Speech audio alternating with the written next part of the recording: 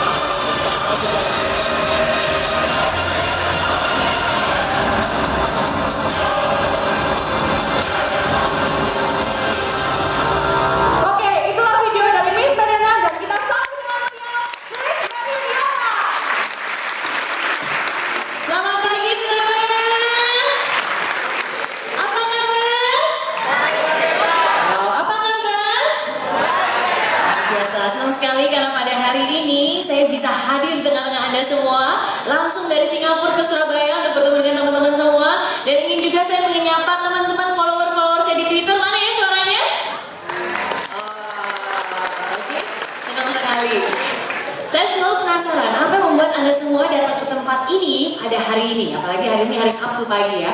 Kalau benar jawabannya saya ingin Anda teriak saya gitu ya. Oke, nah sekarang saya mau tanya, siapa dari Anda yang datang ke sini karena ingin belajar lebih banyak lagi?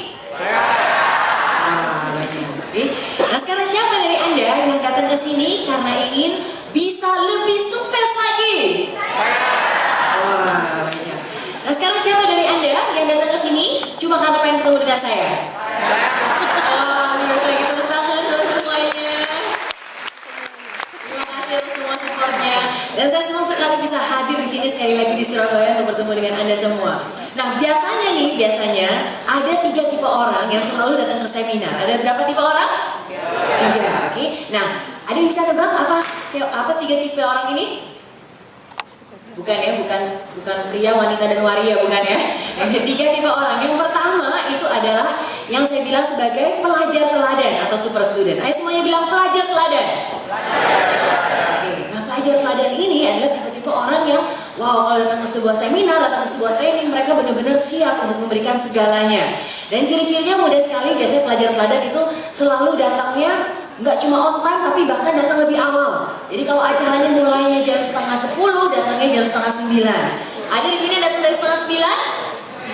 Wah, ada yang datang dari jam 8 pagi? Wow, luar biasa. Dari jam 6:30? Ya, beberapa ya. Nah, pelajar-pelajar juga orang-orang yang biasanya udah gitu semangat, langsung sini biasanya duduknya paling depan gitu ya. Siap dengan catatannya dan siap menerima semua ilmunya. Nah, itu tipe yang pertama. Nah, tipe yang kedua ini saya sebut sebagai turis. Semuanya bilang turis. Nah, kira-kira ciri-ciri turis itu apa ya? Ciri-ciri turis biasanya cuma datang untuk lihat-lihat aja ya, datang untuk lihat-lihat aja, mungkin diajak temennya, mungkin pengen lihat-lihat, just look and see, look see ya, cuma lihat-lihat apa sih seminar ini, apa sih, siapa sih Mary Riana. Nah, bedanya sama pelajar teladan itu memberikan sepenuhnya. Jadi kalau disuruh respon, disuruh partisipasi, dia akan benar-benar memberikan 100%. Sedangkan kalau yang turis biasanya lihat-lihat dulu, kalau kiri kanan partisipasi ya udah saya partisipasi. Nah, itu bedanya ya. Nah, yang ketiga lebih parah lagi, ini yang saya sebut sebagai narapidana. Semua bilang narapidana. Ya, kira-kira apa ya perasaannya narapidana berada dalam penjara? Rasanya tersiksa dan rasanya pengen cepet-cepet keluar, terpaksa banget ada di lingkungan seperti itu. Nah, kira-kira ada nggak ya yang datang ke sini karena terpaksa? Dipaksa mungkin sama pacar, sama mama? Enggak ya, saya yakin semuanya di sini sangat antusias. Bayangkan hari Sabtu pagi udah semangat langsung datang ke sini karena semuanya ingin benar-benar belajar ya, dan ingin benar-benar mendapatkan yang terbaik. Setuju? Setuju. Oke. Nah, untuk mendapatkan yang terbaik, ciri-ciri atau khas dari seorang pelajar teladan ini, itu ada resepnya dan saya ingin bagikan. Mudah sekali. Nah, apa itu resepnya? Yang pertama itu kalian semua harus responsif. Semua bilang responsif. Berarti artinya Anda harus berpartisipasi dengan saya. Semakin sering Anda berpartisipasi, semakin banyak juga yang Anda akan dapatkan. Karena saya selalu percaya berapa banyak yang Anda ingin dapatkan pada hari ini tergantung dari berapa banyak yang Anda bisa berikan. Jadi harus merespon. Urusan benar atau salah itu urusan belakangan. Yang penting kalau saya tanya, kalau Anda nggak yakin jawabannya, langsung aja teriakin jawabannya. Bisa? Bisa saya tes? Boleh ya saya tes ya? Hari ini hari apa? Sabtu. Jaket yang saya pakai warna apa? Kota paling indah di seluruh Jawa Timur, bahkan di seluruh Indonesia, kota apa? Surabaya. Tepuk tangan dong buat Anda semua. Ya? Responsif. Nah, hal kedua, ini jadi resep jadi seorang pelajar teladan ya. Itu harus selalu semangat. Semuanya bilang semangat. Semangat ya. Nah, kira-kira teman-teman semua di sini bersemangat gak ya? Pasti ya, kasih semangat. Nah, mudah sekali biasanya di semua seminar saya nggak akan mulai kalau belum ada energi yang positif yang menggebu-gebu semangat yang ada di dalam ruangan ini. Nah, caranya mudah sekali. Di semua seminar saya selalu biasa ada yang namanya yell. Dan yellnya mudah sekali. Simple dan singkat. Saya akan selalu teriak Indonesia. Nah, kalau saya teriak Indonesia, kira-kira jawabannya apa? Wow, pasti bisa, luar biasa ya. Walaupun merah putih belum ya, merdeka masih 17 Agustus sebentar. Jadi kalau saya teriak Indonesia, jawabannya pasti bisa. Tangannya harus dikepalkan ke atas, ke udara. Jangan ke samping, jangan ke belakang juga. Bisa ya, mudah. Ini bisa membangunkan semangat kita karena energi itu mudah sekali untuk dikeluarkan. Nah, jadi hari ini, kesempatan pagi ini saya ingin menularkan semua energi positif yang ada di ruangan ini supaya kita bisa lebih semangat lagi. Mudah? Udah. Kalau mudah, sekarang saya ingin mengajak Anda semua untuk bangkit, berdiri sejenak. Dan kita keluarkan semua energi positif yang ada di ruangan ini supaya kita bisa lebih semangat lagi. Dan hari ini menjadi hari yang lebih baik lagi. Siap semuanya? Siap ya. Indonesia pasti bisa. Indonesia pasti bisa. Indonesia pasti bisa. Tangan yang meriah buat Anda semua. Terima kasih. Silakan duduk kembali. Nah, yang terakhir, resep untuk menjadi seorang super student atau pelajar yang teladan ya, yaitu kerjakan PR-mu. Oke, kerjakan PR-nya. Seorang pelajar adalah seorang pelajar yang nggak cuma menyerap aja, tapi mereka pun juga melakukan, yang mengambil tindakan. Nah, sekarang PR untuk Anda semua di sini untuk benar-benar mendapatkan yang terbaik, bukan hanya untuk menyimak, mendengarkan dan mencatat, tapi begitu keluar dari ruangan ini Anda harus praktekkan.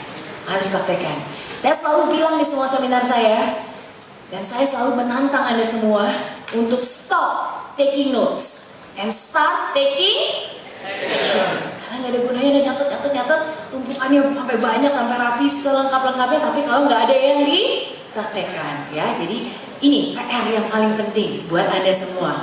Nah, sekarang bisa nggak semuanya janji sama saya begitu keluar dari ruangan ini, kerjakan PR-nya, langsung dipraktekkan. Bisa? Bisa ya, luar biasa. Oke, nah ini ada 3 hal. Topik hari ini itu adalah tentang the power of dream. Dan the power of dream atau kekuatan sebuah mimpi itu adalah sesuatu topik yang benar-benar sangat dekat di hati saya. Karena kalau saya bisa bilang kepada Anda semua, satu rahasia kenapa saya bisa menjadi seperti saya sekarang ini, itu karena kekuatan sebuah mimpi. Because I dare to dream big. Berasal dari sebuah mimpi. Lebih tepatnya ketika saya ulang tahun ke-20. Pada saat itu saya masih kuliah, ketika saya ulang tahun ke-20 saya punya satu mimpi. Dan mimpi saya pada saat itu adalah pokoknya sebelum saya ulang tahun ke-30. Jadi saya kasih waktu berapa tahun? 10. Sebelum saya ulang tahun ke-30, saya harus sudah bisa mempunyai kebebasan finansial. Saya harus sudah bisa sukses. Saya harus sudah bisa bayar utang-utang keluarga saya. Saya harus bisa memberikan yang terbaik untuk keluarga saya. Selagi saya masih bisa, selagi orang tua saya masih ada. Itu mimpi saya, itu mimpi $1 juta saya pada saat itu. Tadi saya bilang itu terjadi ketika saya ulang tahun ke-20. Pada saat itu saya masih kuliah, dan saya masih kuliah di Singapura, tingkat 2. Saya yakin beberapa dari Anda pun mungkin punya mimpi. Dan saya ingat banget pada saat itu, ketika saya punya mimpi itu, terus terang saya nggak tahu harus gimana. Terus terang saya juga nggak tahu gimana ya cara mewujudkannya, bagaimana apa yang harus saya lakukan. Tapi sejalan dengan waktu, banyak sekali inspirasi-inspirasi yang saya dapatkan di keseharian saya. Saya masih ingat sekali beberapa bulan setelah saya punya mimpi besar itu, tiba-tiba satu hari saya buka surat kabar di Singapura. Lagi kuliah, saya tiba-tiba baca-baca koran, tiba-tiba saya ada baca satu artikel yang sangat mengejutkan saya. Dan artikel itu adalah sebagai berikut. Artikel ini adalah sebagai berikut. He made his million at the age of 26. Siapakah dia? Namanya adalah Adam Khoo. Dia adalah seorang entrepreneur sukses di Singapura. Dan dia juga sukses ketika dia berusia muda. Bahkan ketika pertama kali saya lihat koran ini, wow, kok bisa sih cowok itu mendapatkan pendapatan $1 juta pertamanya di usia 26 tahun. Padahal kalau dilihat-lihat tampangnya kayak biasa-biasa aja, ya, biasa-biasa aja, nggak spesial, nggak ada spesial-spesialnya, tapi kok bisa? Dan ini benar-benar memberikan inspirasi buat saya. Bayangkan situasi pada saat itu ketika saya punya mimpi, tapi saya nggak tahu gimana harus ngapain. Dan ketika saya bisa melihat, wow, ternyata ada juga orang yang bisa mewujudkan mimpinya di usia muda, itu benar-benar membuat saya terinspirasi. Dan pada saat itu, saking saya semangatnya, saya lalu menceritakan mimpi saya ke beberapa teman saya. Dan saya bilang, wah, lihat deh, gila keren banget nih orang, kok bisa ya sukses di usia muda, umur 26 tahun mendapatkan pendapatan $1 juta. Saya juga pengen seperti dia, dan itulah mimpi saya. Saya ingin seperti dia. Mungkin beberapa dari Anda pernah mengutarakan mimpi Anda kepada teman-teman Anda. Kalau Anda bisa nebak, kira-kira apa ya komentar dari teman-teman saya? Kira-kira apa? Oke. Beberapa tentu aja ada yang cuma bilang sepatah, oh bagus, ya good luck. Tapi justru orang-orang yang dekat dengan saya, dia yang lebih memberikan komentar. Dan saya masih ingat banget perkataan dari satu teman saya. Dan dia bilang sebagai gini, aduh Mer, sebenarnya bukannya saya nggak mau merendahkan mimpinya kamu, tapi kamu harus realistis. Kamu tahu nggak sih kenapa dia bisa sukses dan kenapa kamu mungkin sulit untuk bisa mendapatkan itu? Dan dia kasih tahu 3 alasan. Bayangkan, bukan cuma 1, ada berapa? 3. Pertama, dia bilang, kalau kamu lihat, Adam Khoo itu seorang pria, kamu itu seorang wanita, perempuan. Kalau kamu ingin sukses di bisnis, kamu lihat aja pebisnis sukses, mayoritas mungkin 80% lebih itu semuanya didominasi oleh pria. Kenapa? Karena kalau mau bikin bisnis itu harus pakai logika biasanya. Sedangkan kalau wanita biasanya terlalu terbawa perasaan, emosi dan sebagainya. Dan itu alasan pertama dia bilang, nggak gampang kalau kamu seorang wanita pengen bisa sukses, pengen punya bisnis sendiri. Saya pikir, masa sih kayak gitu? Cuma nggak apa-apa, saya dengerin aja. Hal kedua yang teman saya bilang, udah gitu nggak cuma dia pria kamu wanita. Kedua, kamu tahu nggak sih sebenarnya yang dia pelajarin apa? Adamku itu belajar sekolah bisnis. Orang tuanya bisnis dan dia memang masuk dan kuliah jurusan bisnis. Jadi bagi dia untuk memulai suatu bisnis itu sesuatu yang memang sangat mudah karena memang udah dipelajari dan memang udah dari kecil dia juga melihat orang pebisnis dan sebagainya. Sedangkan kamu belajar apa ya Mary? Kamu belajar insinyur elektro. Saya kuliah ambil jurusan teknik elektro. Ada tambang-tambang anak elektronya? Nggak ada ya.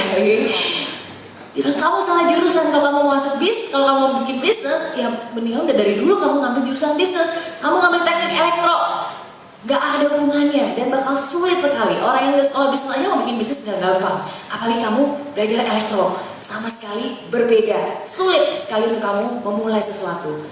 Jadi yang kedua ini adalah bisnis, oke? Nah yang ketiga, saya ingat banget dia bilang, selain ini, Adamku itu kan orang Singapura, terang aja dia bisa sukses di Singapura, kan di negerinya sendiri. Kalau kamu orang Indonesia, jangankan mau sukses di Indonesia aja belum tentu mudah, belum tentu bisa, apalagi kamu mau sukses di negeri orang. Yang kamu sendiri bahasa aja nggak ngerti, suasananya nggak ngerti, regulasinya nggak ngerti, mana mungkin, sulit. Lebih mungkin lagi kalau kamu balik ke Indonesia dan mulai bisnis sana dan akhirnya ya udah menjalankan hidup di sana. Kamu mau mulai bisnis nggak tahu apa-apa di negeri orang, mana mungkin bisa. Ini adalah tiga, yang tiga adalah foreigner ya. Ini adalah tiga alasan terbesar yang teman saya bilang kepada saya. Saya tahu maksudnya, mungkin maksudnya bukan untuk merendahkan saya, tapi maksudnya supaya saya nggak terlalu kecewa dan nggak terlalu berfantasi. Dan itu adalah tiga alasan kenapa saya nggak bisa seperti dia. Tapi saya cuma dengerin aja, dan dalam hati yang paling kecil saya percaya akan kekuatan sebuah mimpi. Dan saya percaya bahwa mimpi itu bisa menjadi kenyataan. Dan hari demi hari pun berlalu, bulan demi bulan, tahun demi tahun. Dan pada akhirnya 6 tahun kemudian, lebih tepatnya tanggal 28 Januari tahun 2007, pagi-pagi saya buka koran, dan ternyata di koran itu saya lihat satu artikel lagi. Dan artikelnya adalah sebagai berikut. She's made her first million at the age of 26. Oke, ngomong-ngomong kalau nggak bisa kelihatan itu fotonya saya ya. Thank you. Bagi saya ini sesuatu yang benar-benar sangat amazing. Karena kalau Anda lihat, mungkin orang bisa bilang dejavu, mungkin orang suatu kebetulan, tapi inilah yang saya bilang kekuatan sebuah mimpi. Kalau kita benar-benar yakin akan mimpi kita, bayangkan, bukan hanya itu bisa menjadi kenyataan, tapi Anda bisa lihat dari tahun yang berbeda, selang waktu 6 tahun, 2 surat kabar yang berbeda dengan 2 reporter yang berbeda, tiba-tiba bisa muncul artikel dengan judul yang sangat-sangat mirip. Dan inilah saya ingin mengatakan kepada Anda semua, kekuatan sebuah mimpi. Kekuatan sebuah mimpi. Mimpi itu bisa menjadi kenyataan. Saya bangga karena saya bisa mendapatkan mimpi saya. Pendapatan $1 juta pertama saya di usia 26 tahun. Tapi saya lebih bangga lagi karena saya bisa buktikan kepada semua orang, terutama kepada teman-teman saya yang waktu dulu bilang gak bisa, bahwa ternyata walaupun saya seorang wanita, walaupun saya gak punya background bisnis sama sekali, gak pernah sekolah entrepreneur, gak pernah sekolah marketing bisnis, gak pernah. Dan walaupun saya anak bangsa, anak Indonesia di negeri orang, saya pun bisa mewujudkan mimpi saya. Dan itulah yang saya ingin bagikan kepada Anda semua. Kalau saya saja bisa, saya yakin Anda semua pun yang ada di ruangan ini pasti bisa mewujudkan mimpi Anda semua, apapun itu. Power of the dream. Nah, untuk mewujudkan mimpi, pertama-tama Anda harus tahu dulu apa mimpi Anda, apa mimpi $1 juta Anda. Apakah Anda punya mimpi? Punya mimpi? Punya. Saya harap Anda semua punya. Karena saya percaya bahwa yang membuat kita tua itu bukan berapa banyak tahun yang sudah kita lewati, tapi membuat kita tua adalah berapa banyak hari-hari yang sudah terlewati tanpa impian dan harapan. Dan itulah yang membuat kita tua. Jadi penting bagi kita untuk bisa mempunyai sebuah mimpi. Kalau Anda sudah tahu mimpi Anda, bagus, saya ajukan 2 jempol untuk Anda. Tapi kalau Anda belum, semoga video berikut ini bisa memberikan inspirasi kepada Anda untuk mulai bermimpi. Apa sih mimpi sejuta dolar Anda? Bisa saya putar videonya? Bisa, oke?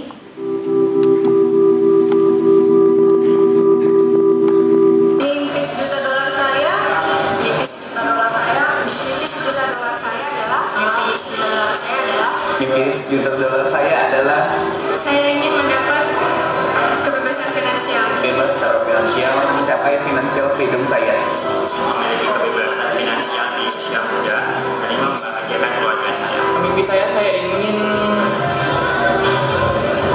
menjadi seorang developer, author, dan motivator.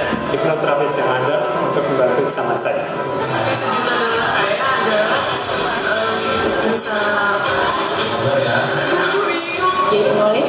dan pengusaha sukses untuk depannya. Mimpi saya ingin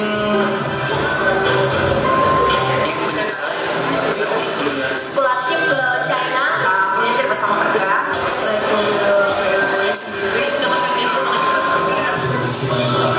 Ya, ini go internasional.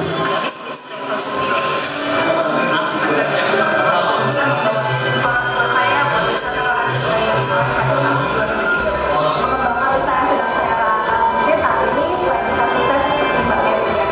Kedepannya saya bisa mempunyai bisnis bersama atau suatu organisasi yang bisa merekrut mereka agar mereka bisa mempunyai studi atau menjadi entrepreneur secara saya ingin Bagi dunia di sekitar saya. saya ingin berusaha bagi diri saya, keluarga, dan juga bagi orang sekitar saya.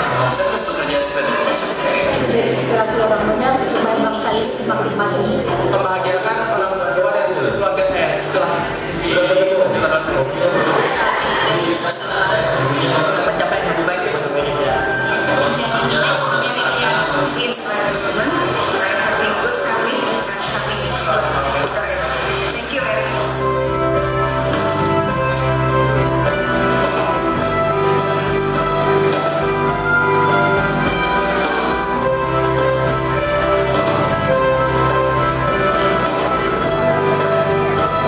Tepuk tangan dong buat teman-teman kita dan mimpi-mimpinya. Nah, jadi apa mimpi sejuta dolar Anda? Apa mimpi sejuta dolar Anda?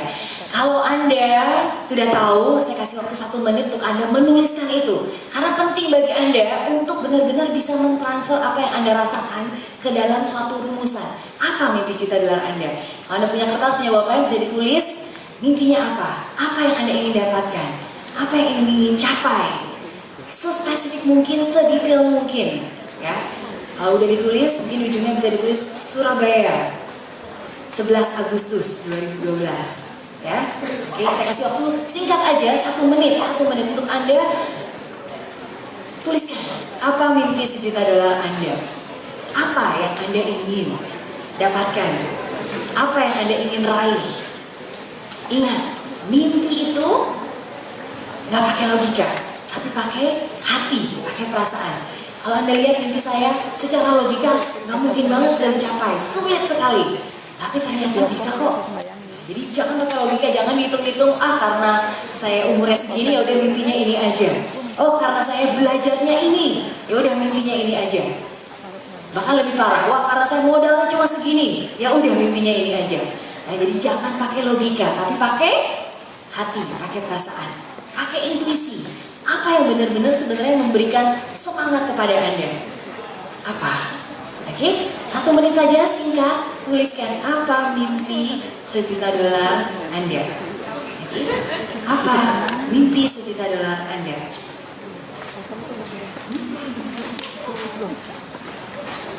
Udah semuanya? Sudah? Oke, saya kasih waktu 30 detik lagi ya. 30 detik lagi. Ya, untuk operator yang di belakang mungkin kalau misalnya ada background song, nah kalau ada exercise mungkin untuk mengisi kekosongan bisa dipasang lagu. Terima kasih. Oke, 30 detik sudah selesai. Sudah semuanya? Sudah tahu mimpinya? Udah ya. Nah kalau gitu sekarang saya ingin mengajak beberapa dari Anda. Oke, karena saya tahu dari tadi sebenarnya ada beberapa dari Anda yang udah bawa bukunya, pengen tanda tangan, pengen foto. Cuma beberapa dari Anda mungkin nggak tahu bahwa tadi sebenarnya tadi pagi udah ada sesi fotonya tadi di ruangan tutorial di sana. Dan setelah ini sebenarnya saya harus langsung balik lagi dan harus langsung terbang ke Singapura. Jadi setelah ini nggak ada sesi foto dan tanda tangan. Ya tapi khusus untuk beberapa dari Anda yang bisa berpartisipasi, oke, mudah sekali. Mungkin saya kasih tiga dari Anda yang berani maju ke panggung ini dan mendeklarasikan apa mimpi $1 juta-nya. Ntar bisa langsung difoto sama our official photographer yang ada di sini, oke?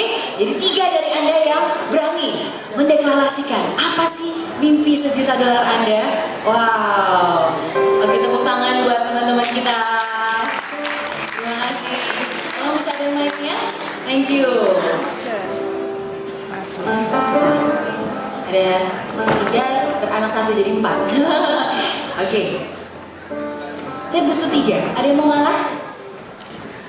Nggak ada. Ada yang mau menyerah? Nggak ada. Oke, kita kasih kesempatan untuk teman-temannya ya.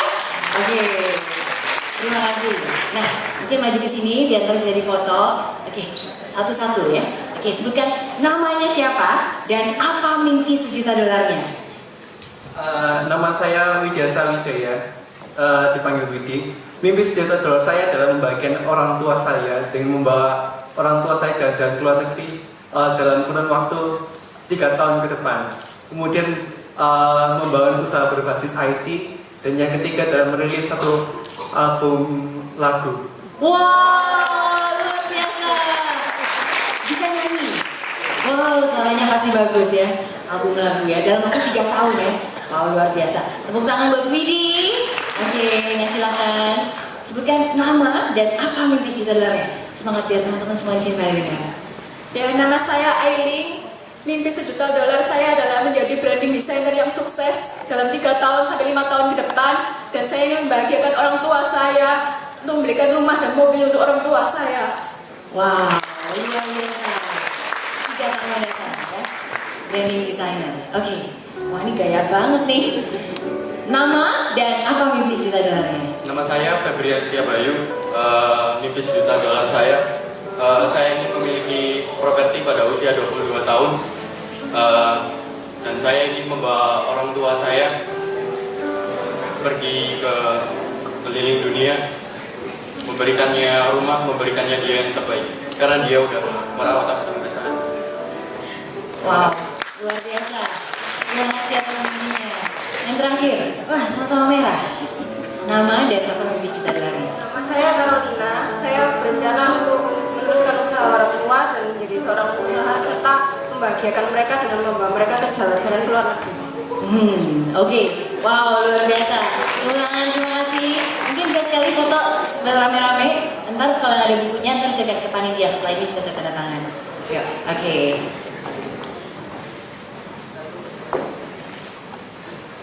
Ya, oke. Terima kasih, tepuk tangan dong buat teman-teman kita dan mimpi-mimpinya. Tolong, oke. Terima kasih.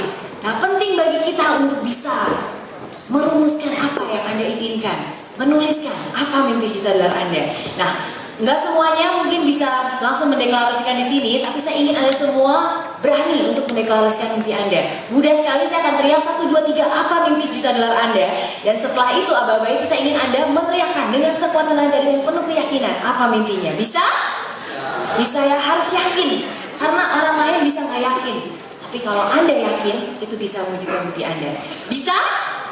Bisa ya, jadi aba-aba singkat sekali. 1, 2, 3, apa mimpi $1 juta Anda? Apa mimpi $1 juta Anda? Oke, tepuk tangan buat Anda semua. Terima kasih, luar biasa. Dan kita doakan semoga semua mimpi kita menjadi kenyataan. Amin. Nah, mimpi itu perlu, tapi nggak cuma mimpi aja. Saya ingat banget waktu saya nonton salah satu film favorit saya, Eat, Pray, Love. Dan di dalam film Eat, Pray, Love itu ada satu adegan di mana Julia Roberts lagi pergi ke Itali, dan di situ dia cerita ada satu kisah singkat, dan dia bercerita suatu hari ada seorang pemuda yang datang setiap hari ke sebuah gereja, dan pemuda ini datang ke gereja dan dia selalu berdoa dan memohon, Tuhan tolong biarkan aku menang lotre sekali aja, tolong menangkan aku lotre itu sekali aja. Setiap hari dengan setia senantiasa datang ke gereja dan berdoa, Tuhan, tolong menangkan aku lotre sekali aja. Selama bertahun-tahun, sampai akhirnya suatu saat ketika dia sedang berdoa, tiba-tiba ada suara yang menggelegar yang bilang, anakku, tolong, kalau kamu menang lotre, beli dulu lotrenya. Mungkin lucu ya kedengarannya, tapi di dunia ini banyak sekali orang seperti itu. Untuk mewujudkan mimpi, bagi banyak orang itu bagaikan menang lotre, suatu yang wah, kayaknya keren banget, hebat banget, dan gak semua orang bisa menang lotre. Sama dengan mimpi. Nah sekarang saya ingin tanya kepada Anda, coba ya, saya pengen tahu siapa dari Anda pernah setidaknya membayangkan, wah enak juga ya kalau saya bisa menang lotre, undian berhadiah, wow pasti enak banget. Siapa dari Anda yang pernah membayangkan? Ayo bilang saya. Wah, banyak ya, pernah membayangkan. Nah sekarang saya mau nanya, tapi siapa dari Anda yang pernah beli setidaknya satu lotre? Ada yang pernah? Dikit sekali kan? Nah, coba bayangkan, gimana Anda mau menang lotre kalau misalnya Anda beli aja enggak? Sama dengan mimpi kita. Punya mimpi, tapi kita juga harus berusaha. Nah kenapa saya mau kasih contoh ini? Karena ini contoh yang kesannya sangat ridiculous sekali ya, mau menang kok nggak mau beli. Sekarang saya tanya, Anda pengen menang lotre, tapi Anda nggak beli lotrenya. Kira-kira kenapa? Kenapa? Saya tahu alasannya.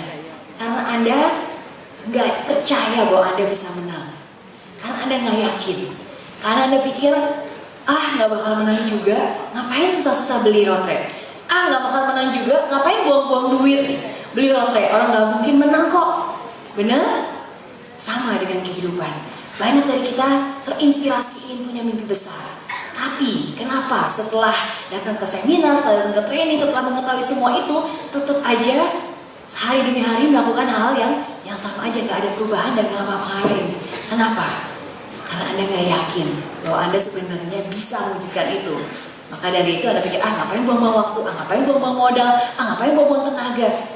Itu alasannya. Jadi, untuk mewujudkan mimpi Anda harus yakin dulu. Anda harus percaya, believe. Itu yang penting. The power of the dream, iya memang benar. Tapi the power of the belief, itu lebih dibutuhkan lagi. Anda harus percaya bahwa Anda masih punya kesempatan untuk mewujudkan mimpi Anda. Sebenarnya, saya juga gak menyalahkan Anda bahwa Anda gak percaya. Karena saya yakin di dalam kehidupan kita banyak sekali kekecewaan. Siapa dari Anda pernah bermimpi, mengidam-idamkan sesuatu? Hampir semuanya. Siapa dari Anda pernah terkecewa karena mimpinya atau yang diidam-idamkan tidak menjadi kenyataan? Ya, semuanya. Dan saya nggak menyalahkan Anda karena itulah kehidupan. Gak semua hal yang kita inginkan bisa menjadi kenyataan. Tapi hanya dengan keyakinan itu yang bisa menerobos semua perkataan orang lain dan Anda bisa mewujudkan. Saya kasih tahu kepada Anda, saya juga punya mimpi. Saya punya mimpi. Dulu ketika kecil, saya pengen punya mimpi saya adalah saya ingin mengikuti jejak ayah saya. Kuliah teknik elektro di tempat kuliah alma mater ayah saya, yaitu di Trisakti. Terus saya rencana pengen kuliah di Trisakti. Tapi yang terjadi, ternyata Tuhan menghendaki lain. Ketika saya lulus SMA, itu tahun 98. Nah, kalau Anda ingat, apa sih yang terjadi tahun 98? Kerusuhan. Saya ingat banget, pada saat saya baru aja lulus SMA, mau masuk Trisakti, baru ngambil formulir pendaftaran pagi-pagi, tiba-tiba sorenya ada peristiwa penembakan mahasiswa Trisakti. Dan akhirnya beberapa minggu kemudian disusul oleh kerusuhan kerusuhan Mei, kerusuhan 98. Cita-cita saya yang saya inginkan gagal. Saya nggak bisa kuliah di tempat yang saya inginkan. Sesuatu kejadian yang sangat negatif di hidup saya. Tapi dengan kejadian itu, orang tua saya pun berusaha memberikan yang terbaik untuk saya. Dan akhirnya mereka pun mengirimkan saya ke Singapura untuk belajar. Walaupun dengan susah payah, karena sebenarnya saya berasal dari keluarga yang sangat sederhana. Dan gak pernah ada pemikiran keluarga untuk kirimin saya ke luar negeri untuk belajar. Tapi karena situasi pada saat itu sangat mendesak. Dan karena saya kebetulan satu-satunya anak perempuan di keluarga, anak tertua. Udah gitu tampangnya juga gak jelek-jelek amat lah ya. Lumayan ya, jadi pada saat itu mereka sangat mengkhawatirkan keselamatan saya. Terutama masa depan saya, terutama masa depan pendidikan saya. Maka dari itu, akhirnya saya dikirim ke Singapura dengan biaya utang dengan pemerintah Singapura. Dan utangnya pun luar biasa besar. Tapi saya berusaha berpikir positif. Di segala kekecewaan saya berusaha berpikir positif, nggak apa-apa. Mungkin ada maksudnya. Nggak apa-apa nggak sekolah di Trisakti. Setidaknya sekarang mungkin lebih baik. Saya bisa sekolah di Singapura yang tadinya nggak pernah dipikirkan. Oke? Jadi kalau misalnya saya bisa gambar, oke. Ups, saya mulai ada positif lagi. Oke, mungkin ada baiknya saya sekolah Singapura. Ketika saya sampai di Singapura, saya kuliah di NTU, Nanyang Technological University. Ternyata harapan-harapan yang saya inginkan pun nggak sama, sulit sekali. Dan nggak ada yang pernah nyangka bahwa di tempat yang semegah dan seindah ini, ternyata ada seorang mahasiswi dari Indonesia yang harus berjuang, bertahan hidup hanya dengan $10 setiap minggunya. Dan itulah kisah hidup saya, bagaimana akhirnya saya terdampar di negeri orang dan harus berjuang jauh dari orang tua, lingkungan yang baru, beradaptasi, gak bisa bahasa Inggris, gak bisa ngomong. Lebih parah lagi, saya harus hidup dengan kondisi yang seperti itu. Kadang-kadang saya gak makan, kadang-kadang saya cuma masak mie instan doang tiap pagi, dan kadang-kadang sering, hampir setiap hari. Cara saya survive di sana hanya dengan $10 seminggu, itu dengan membawa bekal ke kuliah. Dan bekalnya pun sangat sederhana. Kalau beberapa dari Anda udah pernah baca bukunya, saya taruh di kotak makan plastik biasa, dan isinya hanya sepotong roti tawar yang saya makan ngumpet-ngumpet, tunggu teman-teman udah pada hilang semua, dan saya cari tempat yang paling sepi di seluruh kampus yang gak bakal pernah dilihat orang. Di mana? Ya, di toilet. Dan di situ saya makan roti tawarnya. Sesuatu yang tadinya saya pikir, oke, mungkin ini adalah satu positif di kehidupan saya. Tapi ternyata mimpi itu pun, harapan itu pun saya harus kecewa. Sulit bertahan hidup di sana. Di tengah kesulitan itu, saya berusaha mencoba untuk coba lebih positif lagi. Kadang-kadang kita seperti itu ya. Setiap kali ada kejadian negatif, kita tahu kita harus terus berpikir positif. Tapi setiap kali kita berpikir positif, belum tentu hasilnya selalu positif. Sama, di saat-saat saya down, one of the lowest point in my life, saya berusaha tetap positif. Dan pada saat itu saya bilang, pokoknya saya janji, saya harus jadi orang sukses. Ketika saya ulang tahun ke-20, saya punya mimpi. Sebelum saya umur 30, saya harus sudah bisa punya kebebasan finansial. Saya harus bisa bayar utang-utang saya. Dan dari situ muncul semangat baru lagi. Positif di hidup saya. Tapi setelah mimpi itu, tebak apa yang terjadi? Anda bisa lihat sendiri. Setelah saya punya mimpi, pada saat itu saya pikir, bagaimana cara saya bisa mengubah hidup saya? Kalau gitu mungkin saya harus mulai bekerja. Saya nggak mau nunggu begitu saya kelar kuliah baru memulai sesuatu. Walaupun saya masih kuliah, di sela-sela waktu saya bisa mencari pekerjaan tambahan untuk menghidupi saya, untuk mewujudkan impian saya. Tapi ternyata kenyataannya pun sulit. Nyari kerjaan di Singapura nggak gampang. Apalagi karena saya nggak punya working pass. Pas saya cuma ada student pass, cuma bisa untuk belajar. Dan nggak ada perusahaan yang mau menerima seorang pelajar yang nggak punya license untuk bekerja. Dan akhirnya saya pun harus bekerja pekerjaan yang sangat-sangat sederhana. Dari mulai bagiin brosur di jalan, jadi pelayan restoran. Itu pun saya lakukan dengan sungguh-sungguh. Sulit. Tapi saya berusaha bangkit lagi. Sulit bangkit lagi. Kenapa saya ceritain semua ini kepada Anda? Karena saya ingin menunjukkan satu hal. Ketika Anda punya mimpi, bukan berarti semuanya jadi gampang. Enggak. Sama, di kehidupan saya juga banyak kekecewaan. Banyak sekali harapan-harapan saya nggak menjadi kenyataan. Tapi satu hal yang nggak boleh hilang, keyakinan kita terhadap diri kita sendiri. Saya ingin menunjukkan satu hal. Ada banyak positif negatif dalam kehidupan kita. Penting bagi kita untuk bisa fokus yang mana. Karena apa yang kita fokuskan itu bisa menjadi kenyataan. Saya ada satu video, dan satu video ini bisa membuktikan kepada Anda. Ini adalah awareness test, ya. Jadi ini tes untuk Anda. Dan di tes kali ini saya ingin butuh konsentrasi Anda penuh. Jadi bisa konsentrasi penuh? Bisa ya, konsentrasi. Ada instruksinya. Jadi video ini sangat singkat, dan video ini ada 2 tim yang akan main basket. Jadi satu tim pakai baju hitam, satu tim pakai baju putih. Yang Anda harus lakukan adalah amati orang-orang tim yang berbaju putih dan hitung berapa banyak kali dia melempar bola, berapa banyak bola itu dilempar. Oke? Dan tolong hitung ya jumlahnya berapa. Bisa konsentrasi semuanya? Bisa ya? Oke, mari kita lihat video berikut ini. This is an awareness test. How many passes does the team in white make?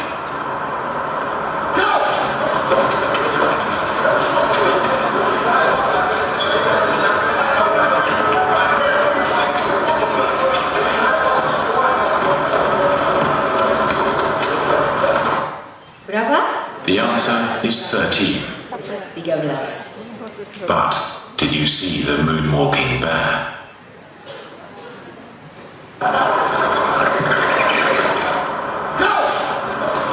Kelihatan dari yang lewat?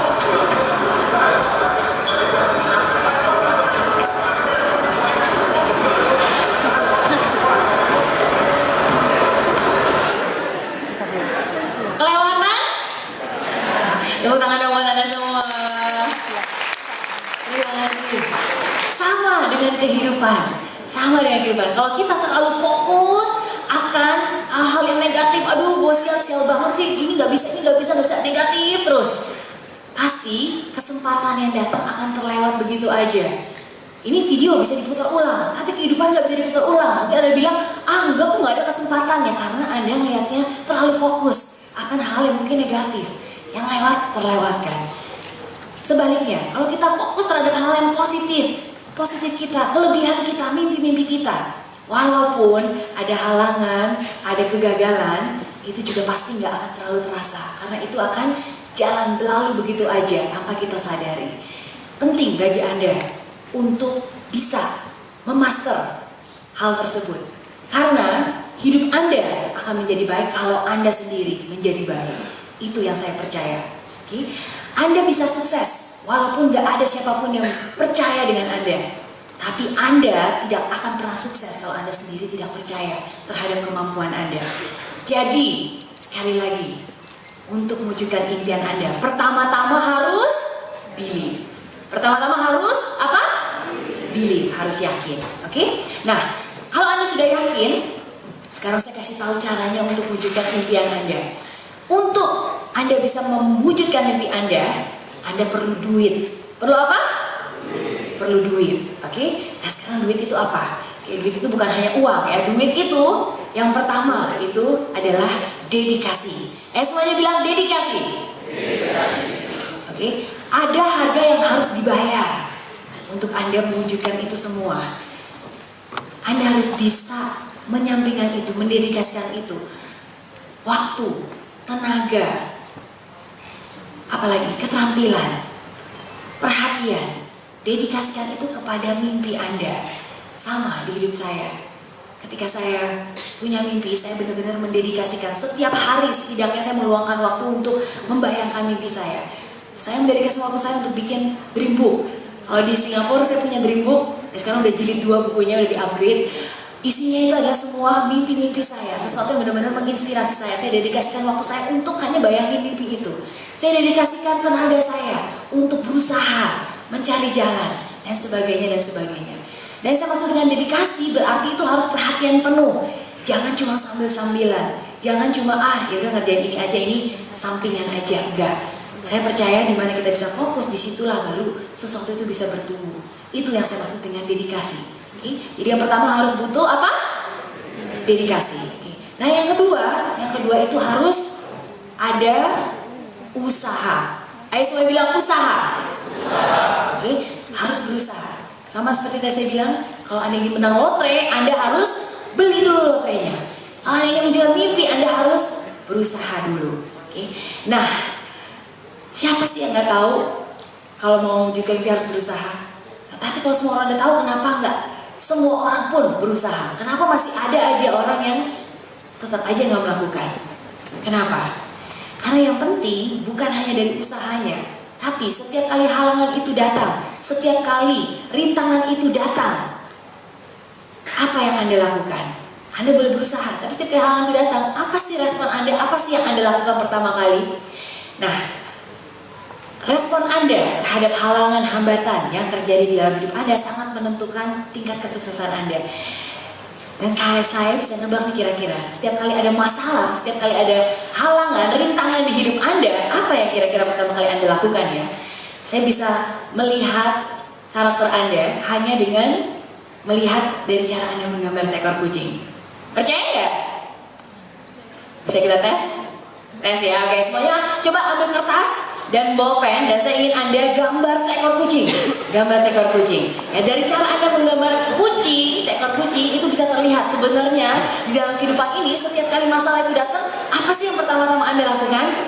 Itu bisa terlihat hanya dari gambar seekor kucing. Oke? Hanya dari gambar seekor kucing. Apa? Oke? Saya kasih waktu ya. Oke, ngomong gambar kucingnya harus lengkap ya, harus ada kepalanya, badan dan ekornya. Jangan cuma kepalanya aja, oke? Lengkap. Kepala, badan, dan ekor. Kepala, badan, dan ekor.